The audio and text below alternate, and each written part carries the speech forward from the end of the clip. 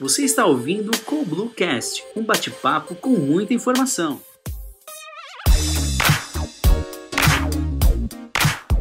Olá, sejam bem-vindos ao terceiro episódio do CoBlueCast, o podcast da CoBlue sobre gestão de desempenho, RH estratégico e OKRs. Sempre com um convidado especial, é um bate-papo cheio de conteúdos e insights relevantes para ajudar na gestão do seu negócio. Eu sou o Dirley Felipe, sou analista de marketing aqui na CoBlue, e no episódio de hoje a gente vai finalizar essa nossa trilogia inicial, entrevistando os sócios da CoBlue, né? Conversando com ele, o Jorge Eike. O Jorge ele é fundador e CEO na CoBlue, e vamos falar com ele sobre planejamento estratégico em tempos de crise, né? Tirar alguns insights e boas práticas que ele, como CEO, tem utilizado e aplicado aqui na CoBlue. Se você não ouviu os outros episódios, eu recomendo fortemente, né? A gente conversou com o Antônio Zubieta sobre turnaround estratégico e com o Gustavo Ramos sobre a relação de home office com o OKR.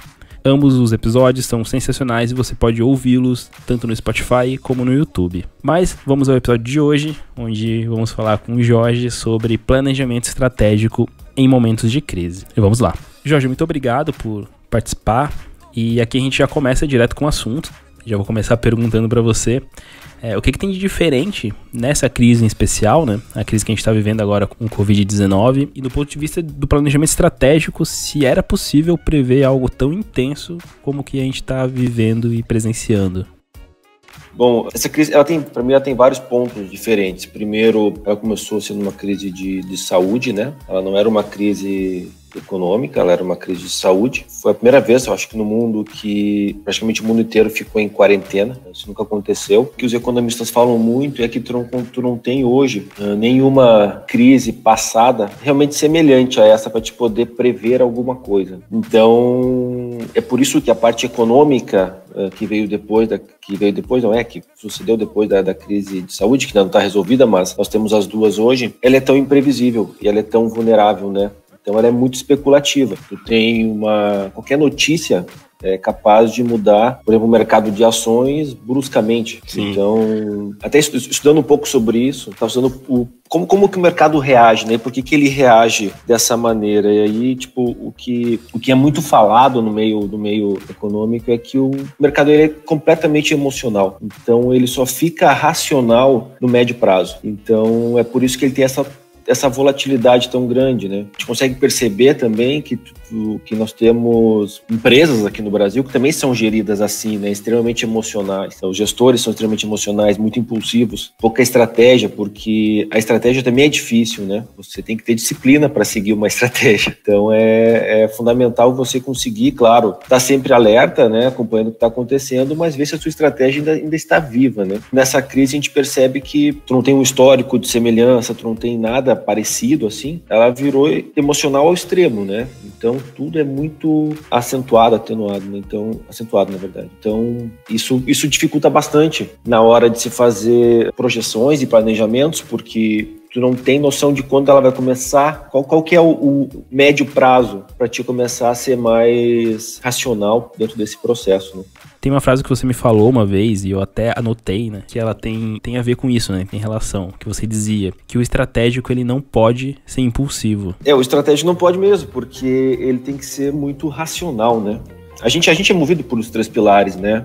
Racional, emocional e o motor, né? Que age. Claro que toda decisão, ela é sempre tomada pelo emocional, né? Porque o racional, ele é praticamente incapaz de tomar uma decisão, porque ele fica analisando muitas hipóteses, né? Ele não para nunca de analisar hipóteses, está sempre tentando achar uma fórmula mágica, mas o mercado é completamente imprevisível, né? Então, porque o mercado é racional, então a gente tem que ser muito fiel à nossa estratégia, né? Claro, tem um livro que é Axiomas de Zurique, que é um livro de economistas, que ele fala muito sobre você seguir o seu feeling, né? Investir muito naquilo, mas também saber a hora de pivotar, né? De pular fora daquela estratégia, né? E achar outra estratégia. Então, hoje o mercado está mais ou menos nisso, né? A gente desenha estratégias, claro que nesse momento estratégias de curto prazo, onde o primeiro lema na maioria das empresas era sobrevivência, né? Tu vê setores abalados demais, turismo, enfim, aviação, que ainda não se sabe como é que vão se recuperar. Tu tem um segundo momento de varejo,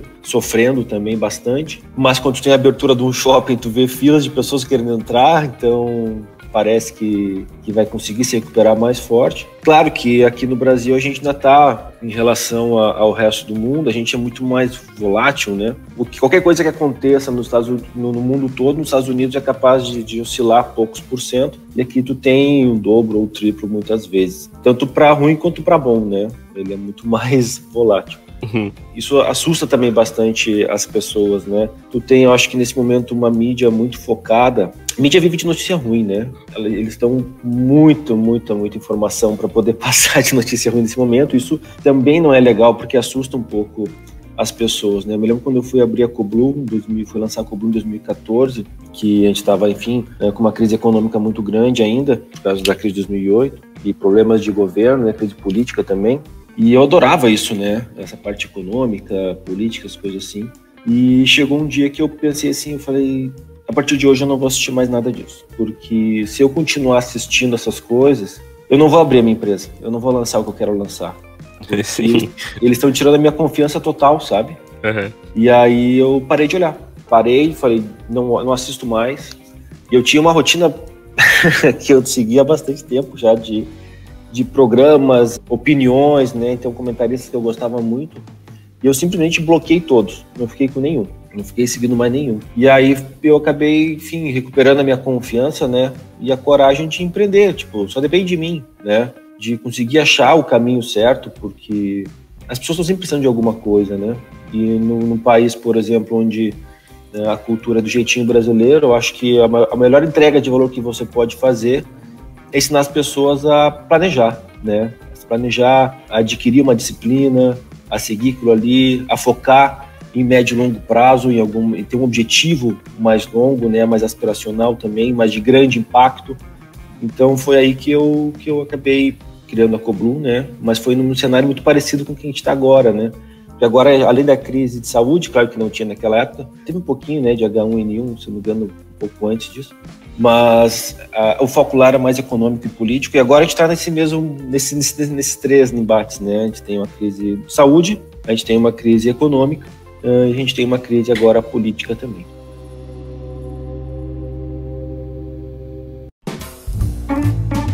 Bom, você falou dessa diferença de dois cenários, né? E eu queria te perguntar, porque eu acho que essa crise ela tem uma característica um pouco diferente, de que ela tá afetando as pessoas, né? Mais a nível de trabalho do dia a dia, e os trabalhadores que estão mais na linha de frente, né? É diferente de outras crises que são mais econômicas e que demora para chegar nas pessoas, né? E geralmente preocupa mais C-levels, diretores e CEOs, né? Então eu queria entender como é que funciona, se isso tem sido levado em consideração no planejamento estratégico, esse impacto tão direto, assim, e tão imediato nas pessoas, né? Como é que tem funcionado isso? Na verdade sempre atinge, né? Só que atinge geralmente no médio prazo, então as pessoas vão sentindo isso aos poucos, né? Sim, elas não vivem tão na pele, né? Isso, né? Tipo, de um dia pro outro, um caos, né? Uma quarentena. Mas elas vão sentindo isso, né? O poder de compra vai caindo, a inflação, né, vai aumentando, os créditos vão ficando, o dinheiro vai ficando caro. As pessoas sentem. O problema é que as pessoas não param para pensar, né? Elas não param para fazer uma análise, né? Avaliar o cenário, avaliar a vida delas, enfim, isso.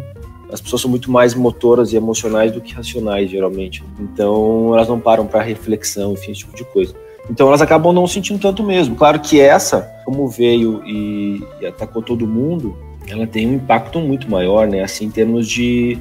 As pessoas não estão preparadas para isso, né? Na minha concepção, ainda vai ter uma segunda crise de saúde, que é a crise psicológica, né? A crise emocional, em termos de depressão, ansiedade, angústia, né? A galera está muito insegura, muito preocupada. Então, acho que ainda vai ter esse segundo momento aí, que ao invés de precisar de alguns laboratórios para vacina, a gente precisa de muitos psicólogos, sabe, para tratar as pessoas. Mas para planejar isso tudo, cara, também é um pouco difícil, né? Porque não é muito volátil e você agora você não consegue reduzir o impacto disso, né? Ele foi muito agressivo. Então você tem que ir trabalhando aos poucos, né? E principalmente para mim nesse modelo mais psicológico, né? Que é passar tranquilidade para as pessoas, sabe? Tipo, a única certeza que existe é que um dia vai se recuperar. A certeza que não tem é quando, mas que vai se recuperar, vai. Então, porque sempre se recuperou, né? É isso que a gente tem que tentar planejar hoje, assim, como organizar as pessoas, né, para que elas continuem motivadas, engajadas, por mais que estejam preocupadas, mas que consigam ser produtivas, né. E claro que isso é uma mudança também da crise de 2014, lá que eu falei, para agora, porque agora já se entende que as pessoas são o principal ativo, né, a principal coisa das empresas, né. Existe uma preocupação maior quanto a isso, né. A gente teve uma mudança também de culturas, né? Então a gente saiu de uma cultura de comando e controle para uma cultura mais orientada a objetivos, a propósitos. Nós temos, se procurar na internet, muitos materiais sobre people first, né? Então, pessoas em primeiro lugar. Então você entender que se você só vai ser competitivo se tiver as pessoas certas, as pessoas felizes, engajadas, né?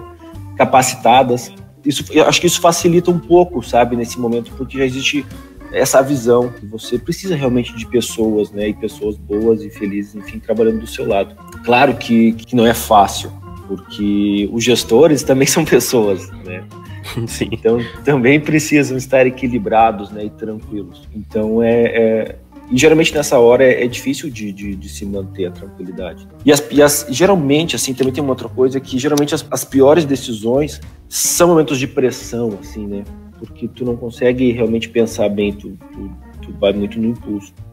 A gente, por exemplo, na Coblu, uma semana antes do estado aqui entrar em quarentena, a gente já entrou, né? Porque eu percebi que valia a pena a gente já proteger as pessoas, sabe? A gente não perdeu produtividade, não perdemos performance, né?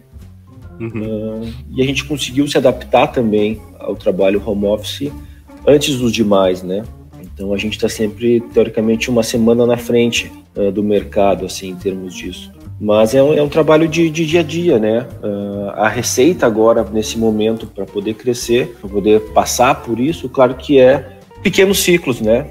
Então eu monitoro, por exemplo, macros dados, na verdade, diariamente, né?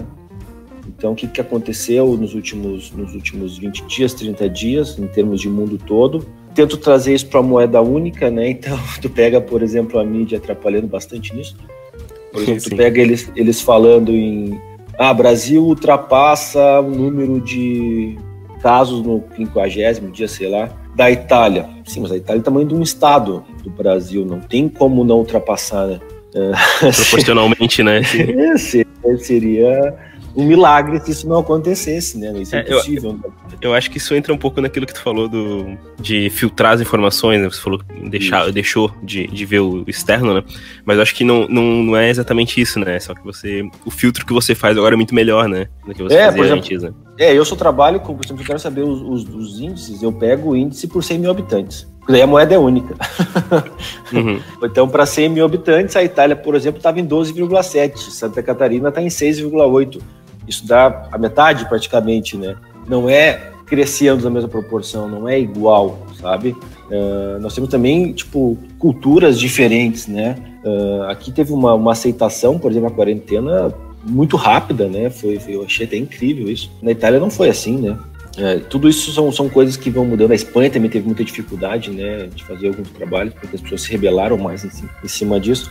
Mas como aqui chegou mais tarde, a gente também teve essa vantagem, porque a gente viu que se não fizesse, o impacto seria maior, né? Sim. Então, a gente já tinha uma referência, eles não tinham, né? Então isso dificulta ainda mais. Bom, eu queria pegar um pouco de mão na massa, assim, um pouco de dica do que as pessoas podem fazer nesse sentido de planejamento estratégico nesse momento. Acho que uma coisa que aconteceu, né, eu acho que com muitas empresas é que o planejamento estratégico que se tinha, sei lá, pro ano ou pro semestre, vai ser todo revisto, né? E aí você falou agora de ciclos curtos, acho que isso entra um pouco também, né? É que já começa errado aí, né? Porque a gente percebe muito trabalhando hoje em cima disso, né, de planejamento e execução e crescimento, e conseguir aproveitar as oportunidades de mercado e as mudanças de mercado, né? É que ainda muitas empresas elas erram em planejar com uma cadência muito longa, o que não quer dizer que você não pode ter um objetivo de longo prazo, você deve ter, mas eles planejam metas com uma cadência muito longa e também focam muito no operacional, né? Então são planejamentos que focam muito no como e não no que quer alcançar, né? E aí começa a dar errado, né? Porque qualquer volatilidade tira você do que você estava prevendo, né? Então, hoje, por exemplo, a gente consegue ver que empresas que trabalham com objetivos, claro, de longo prazo, né? Mas com também objetivos e metas de cadências com ciclos menores, consegue se adaptar mais rápido a isso, né? Também tem uma das grandes mudanças que a gente vê em cima até mesmo do OKR, é que você deixa de lado o como, né? A tarefa, o projeto, e sim o resultado que você precisa, né? Então, por exemplo, nesse momento, as empresas devem estar tendo metas lá para manter clientes, fluxo de caixa, manter pessoas, enfim, muitos KPIs em cima disso, uma gestão financeira. Então, com um planejamento de curto prazo, 1 mês, 3 meses, assim, nesse momento é muito vulnerável, tu não consegue fazer mais do que isso mesmo, tu consegue estar com o teu plano sempre vivo, né? Então, o que eu faço, por exemplo, eu monitoro mercado econômico mesmo, bolsa de valores do mundo todo, porque elas geralmente tentam prever o futuro, né? Por mais que seja muito emocional, mas elas tentam prever os impactos. Elas já, tipo, o impacto do varejo, por exemplo, já teoricamente já foi, uma boa parte dele já foi sinalizado nas ações, né, das empresas de varejo, sobre como é que as pessoas estão prevendo isso, os economistas estão prevendo isso. Por mais que as empresas não tenham lançado os seus balanços ainda, né? Sim. Então eles estão teoricamente tentando prever isso. Claro, como eu falei, ele é emocional e no médio prazo ele vai ficar racional. Então a tendência é que isso vá se ajustando no dia a dia, né? Então eu analiso muito isso. Hoje eu tenho, assim, eu leio muita coisa de alguns especialistas fora do Brasil também, porque a gente vive num mundo globalizado, a gente precisa muito entender que está mudando nos outros países. Nós vivemos num mundo dolarizado, então a gente precisa saber Sim, o que está acontecendo em relação à moeda. Então, essa é uma parte mais econômica que eu analiso todos os dias, né? Essa é uma parte que eu gosto bastante de analisar. Em cima disso, isso é a parte externa, né? Eu analiso também um pouco dos setores, né? Então, temos quais são os setores mais prejudicados, como que os economistas estão vendo por setor, né? O impacto disso, acho que isso é bem legal. Eu não entrei nessa onda de webinars e lives absurdas, assim, que todo dia tem 500, porque informação demais a pessoa fica louca, tu não consegue usar nada daquilo, tu não consegue mudar a tua empresa de um dia para a noite com 500 informações que você recebe todos os dias e cada pessoa com uma visão diferente, né? Sim. Então, isso eu não assisto, tá? Não entro. Só se for de economia mais macro mesmo, assim, setor, mas não é nada que venha me dizer o que eu tenho que fazer. Isso fica muito impulsivo. E tu começa a botar em xeque, né? Na verdade, a tua estratégia toda, porque cada pessoa fala uma coisa e tu teria que correr para 500 lados ao mesmo tempo. Então, isso eu não assisto mesmo. E aí eu entro internamente, né? Analisando um pouco não muito, na verdade, os nossos KPIs. Então, os KPIs de sustentabilidade, né? Que são os KPIs de fatores críticos de sucesso da empresa, para onde a gente quer chegar. Tipo, o nosso objetivo, por exemplo, do ano não mudou, continua o mesmo, com os mesmos OKRs, ainda faz sentido, ainda é possível alcançar. Por mais que tenha ficado um pouco mais difícil, ainda é possível. E aí eu fico analisando essas coisas para toda semana, claro, criar um planinho de ação semanal para garantir que as coisas vão continuar bem no médio e longo prazo, né? Basicamente é isso aí que eu faço em termos de gestão, em termos de gestão contínua, né, da empresa. Claro que no meio disso a gente faz ainda algumas ações em termos de pessoas, né, que, como eu falei, é o principal ativo. Então a gente fez pesquisa para entender como a pessoa estava se sentindo, para poder mapear quais são os grandes gaps. Um gap que nunca pode acontecer no momento desse, por exemplo, é comunicação e alinhamento. Então, porque as pessoas vão ficar muito perdidas, elas estão fora da rotina delas, estão num outro ambiente de trabalho. Nem estava falando esses dias entre os sócios lá, daí o Antônio é meu sócio, né, falou sobre que as pessoas não estão fazendo home office, né, porque não existe o office na casa das pessoas. Elas estão fazendo um home job, estão trabalhando em casa apenas, né, estão tentando se adaptar onde fica melhor, né, vai trabalhar na cozinha, na sala, no quarto, né? E também tem uma mudança de postura. Pessoas que estão lá na casa também têm que entender que aquela pessoa está trabalhando, que ela não está em casa, tem muito ruído, muitas coisas. Então a gente fez uma pesquisa para entender um pouco disso. Não fiquei surpreso que a parte de comunicação e alinhamento está muito bem. E claro que, como eu falei anteriormente, o grande problema que a gente vê é a parte de ansiedade, né? Então é aqui que a gente tem que começar agora a trabalhar em termos de pessoas para garantir que a gente vai conseguir atingir os nossos propósitos. Claro que Se essas pessoas não estiverem bem equilibradas, a gente não consegue fazer isso, não consegue atingir nada. Sim. Então é fundamental essa atenção e esse trabalho em cima disso. Então é por isso que hoje a gente está equilibrando bastante avaliações e pesquisas internas com o propósito, nossos objetivos e os nossos resultados. Então esses são os drivers principais assim do meu dia a dia, né?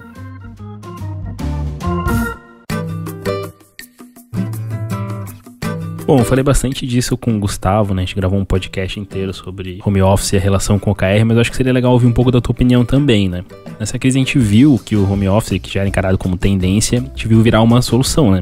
Virar realidade. Porém, a grande parte das pessoas, eu acredito que muito das empresas, né? Muito mais das empresas, não estavam acostumadas e preparados para isso, né? Para trabalhar em casa e para todas as consequências que isso traz, né? Você acredita que as pessoas e as empresas elas vão aprender com essa crise e como isso pode evoluir o cenário atual delas? Sim, acho que já estão aprendendo, sabe? Tu vê, por exemplo, muitas diretrizes sobre ter uma, que eles chamam de war room, né? Tipo uma sala de guerra. Então, onde você vai semanalmente ou diariamente, dependendo do impactado que está o seu negócio, discutir estratégias da empresa, né? Eu acho que isso fez com que as pessoas parassem para pensar um pouco mesmo, assim, nesse momento. Não porque elas queriam, mas por obrigação, né? Então isso eu acho que isso vai evoluir bastante, assim, em termos de maturidade de gestão aqui no Brasil, né? Eu acho que também que as empresas vão ficar mais competitivas. Claro, muitas vão quebrar, né? Muitas vão quebrar, porque não tinham estrutura para passar por um momento desse, mas as que passarem por isso, elas vão ser muito mais competitivas, elas vão ter processos mais alinhados, elas vão ser mais digitais, elas vão ter um custo menor, com certeza. Por exemplo, assim, agora as pessoas estão aprendendo que elas não precisam fazer Rio-São Paulo todos os dias para fazer uma reunião só. Elas podem fazer um vídeo e tá funcionando. Sim. Então é mais ou menos assim que eu acho que essas são algumas das lições, né? Tipo, o home office é uma possibilidade mesmo. As empresas tiveram que aprender a trabalhar com isso muito rápido. Claro que ainda tem bastante coisa para se aprender, para se ajustar. A gente consegue ver que não se perde produtividade assim. Não. Então, mas é uma mudança, claro, de mentalidade, né, por parte tanto de mentalidade quanto de cultura. Primeiro de mentalidade para depois virar cultura, né? Então, eu acho que no pós-crise, assim, as empresas vão ser mais competitivas porque, com certeza, elas vão ter custos mais baixos. Vão focar mais em termos de pessoas, produtos e marketing, eu acho. Eu também acredito um pouco nisso. Eu lembro de coisas que vieram de momentos de crise e viraram culturais, né? Então, se eu pensar aquilo da compra do mês, né? É algo que virou cultural e veio de um momento de crise, né? Você precisava comprar tudo por um mês no mesmo dia porque, sei lá, no final do dia os preços iam ter oscilado muito, né? E o teu dinheiro não ia valer mais nada. Eu imagino que isso possa acontecer tanto para as pessoas como para gestores. São várias coisas de boas práticas que a gente tá tendo, né? Acho que o principal, assim, para mim, é que as pessoas estão percebendo que o trabalho é muito mais resultado, muito menos controle, né? Claro. Acho que isso acho que todo mundo vai aprender por causa do home office, né? E aí, acho que com certeza isso vai virar cultural pelo menos em algum certo nível, né? Não, tu vê uma mudança grande, se eu não me engano foi a Copenhague, eu acho, que as principais lojas da Copenhague são em shoppings, né? Todos fechados na Páscoa. Eles também têm a Brasil Cacau Brasil, não sei qual que é a ordem certa do nome. Mas eles fizeram uma mudança ali, onde eles fizeram as vendas de chocolate via iFood. Né, botaram as pessoas os funcionários para fazer a gestão do iFood e fizeram as vendas e entregas por ali. Então, basicamente, virou uma central de pedidos com cada loja, não virou nem mais loja, mas era um centro de distribuição de chocolates. Né? E aí conseguiram, claro, se monetizar bem, né? E ganhar um pouco de saúde financeira, melhorar a saúde financeira durante essa grande oportunidade que era para as empresas de chocolate, né? Tu vê também outras empresas, tipo, que fizeram uma mudança digital, uma transformação digital, que tinha planejado fazer isso para 5 anos, tiveram que fazer em um mês, né? E para concluir em 2, porque senão iam quebrar. Né, não iam conseguir permanecer. Tu vê algumas críticas, por exemplo, sobre algumas empresas que não aproveitaram a oportunidade para fazer isso. Por exemplo, lojas Renner, o pessoal está questionando muito porque as lojas Renner não investiu muito mais no e-commerce do que simplesmente querer abrir as lojas de novo. Claro que o setor deles também é difícil, ninguém compra roupa só por uma foto, assim, ninguém não. As pessoas compram pela internet, claro, mas não é a mesma coisa de você poder experimentar 10 roupas para levar uma, né? Então isso também vai fazer com que o processo de compra e devoluções e troca, que é muito mais forte fora do Brasil, melhore aqui, né? As pessoas vão ter que comprar realmente na internet. Vai chegar em casa, se agradar, fica, se não agradar, paga o frete de volta, né? e vem um outro produto no lugar. Então isso vai ser um processo que vai ser aperfeiçoado também. Mas muita coisa vai ficar, cara, muita coisa vai ficar. E o mercado é cíclico, né, cara? Então é normal você ter crescimentos por um período, uma recessão, uma queda, um ajuste por outro, um crescimento de novo, um ajuste, uma queda por outro. Então também tem uma mudança de valor de empresa, né? Tu vê, por exemplo, na Bolsa Americana, Zoom, Netflix, bombando, né? Toda essa parte de streaming, né? Muito forte. Tu vê a Amazon decolando, porque era o que estava pronta, extremamente digital. Sim. Por mais que a receita da Amazon não seja... A maioria da receita da Amazon não é de vendas, né? É de AWS, é de hospedagem. Que também é um grande valor deles, porque eles são capazes de atender muitos outros lugares do mundo com custo menor. Sem ter produto, sem ter estoque, né? Apenas infraestrutura. Tipo assim, são mudanças até mesmo de percepção, né? Para os economistas, assim, que muitos não... Aqui no Brasil, principalmente, que é um país que vive em cima de commodity, a gente fica muito em cima disso, né? Arroz, soja, trigo, sei lá, né? E aí tu começa a ver, não, peraí, e o digital, né? E as empresas, e a indústria. Tipo, a indústria, tu pega a indústria brasileira, que não é uma indústria 4.0, digitalizada, digital, assim, sofre muito nessa época, né? Sim. Vai ter agora que correr muito atrás da máquina para poder ficar um pouco mais próximo dos modelos de gestão industriais fora do Brasil, né? Enfim, a gente é um país novo, né? Tipo, quando lá na Europa, lá, uma das coisas que um cara falou num evento lá falou isso assim, entendam que a gente não tem 500 anos, né? A gente tem muito mais tempo do que isso. O Brasil ainda é muito jovem, né? Então ainda tá aprendendo muita coisa, se ajustando, muita briga ainda desnecessária, né? Mas são cultura...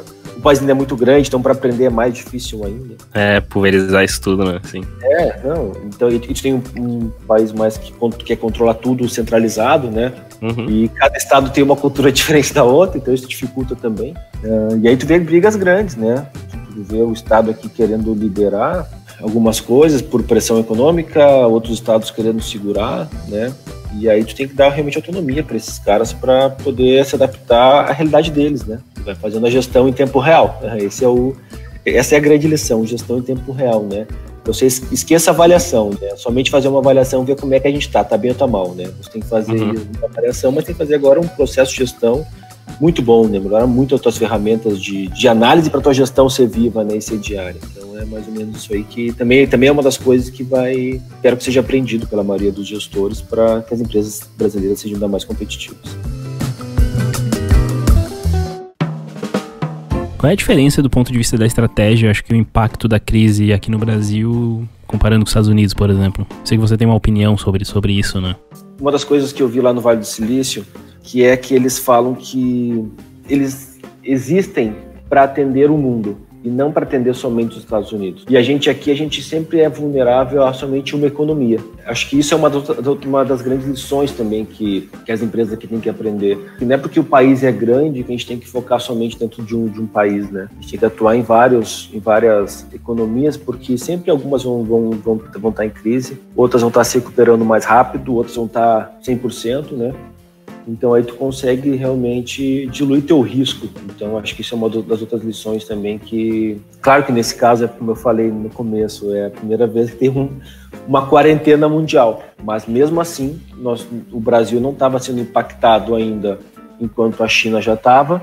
O Brasil não estava com impacto grande enquanto a Europa já estava. O Brasil não está com impacto tão grande como os Estados Unidos já está. Então a tendência é que eles se recuperem e a gente vai estar no nosso momento crítico. Então se você é uma empresa mais globalizada, você consegue aproveitar ainda um pouquinho dessas oportunidades que tem, né?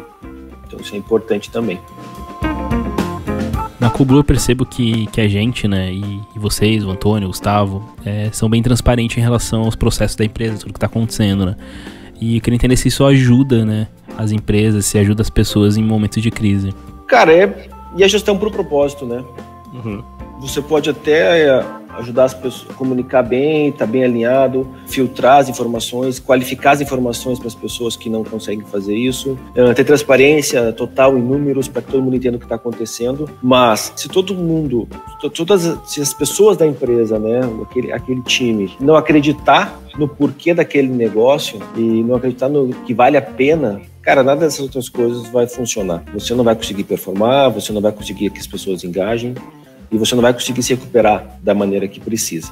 Essas 3 coisas, tipo organizar as informações, comunicar e ter transparência, ele se complementa se o propósito for claro, né? Se todo mundo comprar a mesma briga e tiver o mesmo sonho, sabe? Então, eu acho que aí tu consegue realmente ter um pacotinho sustentável, né? Em termos de gestão, assim, para poder funcionar.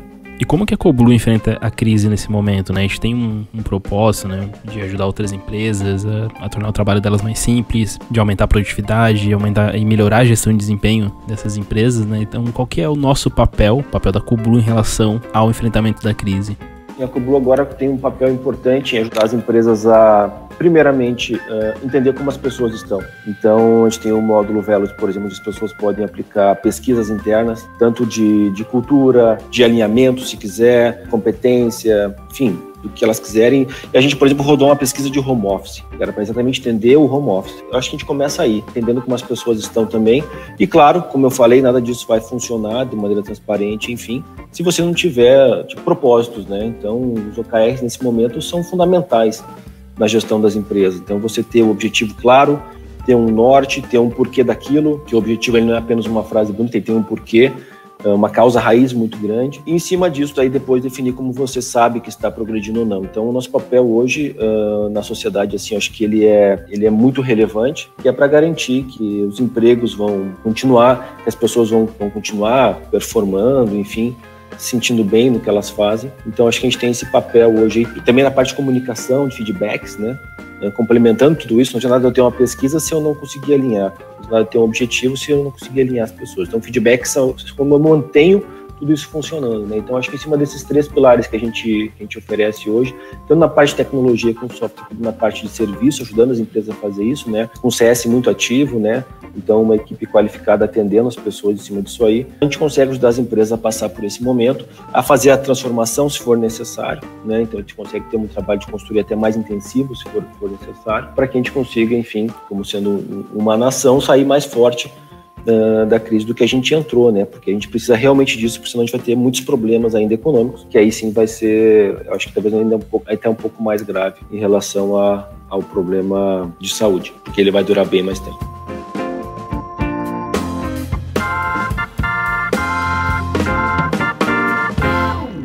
Bom, Jorge, eu queria agradecer por você ter dividido esse tempo aqui com a gente, né? Ter falado um pouco sobre suas percepções dessa crise. Eu acredito que as dicas e os insights sobre como a Coblu tem encarado a situação, né, eles vão poder inspirar alguns líderes e gestores, né, nesse momento.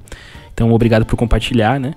E se você puder deixar um recado final aqui pra gente, vai ser muito legal. Bom, então eu queria agradecer a oportunidade, né, de poder falar um pouquinho de como é que a gente está atuando, né, como é que eu penso um pouquinho sobre isso. Claro que existem várias receitas, nenhuma é a principal, é a verdadeira, todas funcionam dentro das suas realidades. De modo geral, acho que isso é importante que as pessoas entendam assim também, que elas devem escolher uma linha de raciocínio e seguir ela, né, ser fiel, ter disciplina em cima da sua estratégia. E aí eu queria sugerir também para o pessoal alguns materiais, né, que eu acho que pode ajudar bastante nesse momento. Temos alguns e-books, né, sobre, como eu falei, avaliação de home office, também tem alguns mini cursos sobre avaliação de competência, né, gestão contínua de desempenho, mini curso de OKR.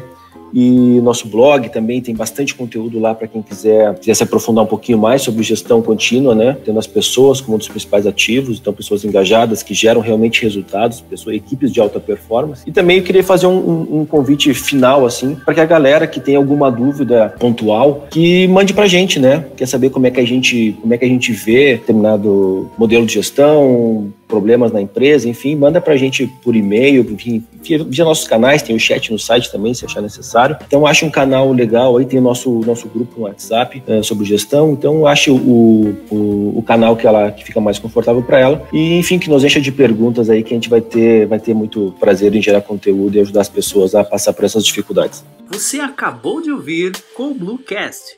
Acesse www.coblu.com.br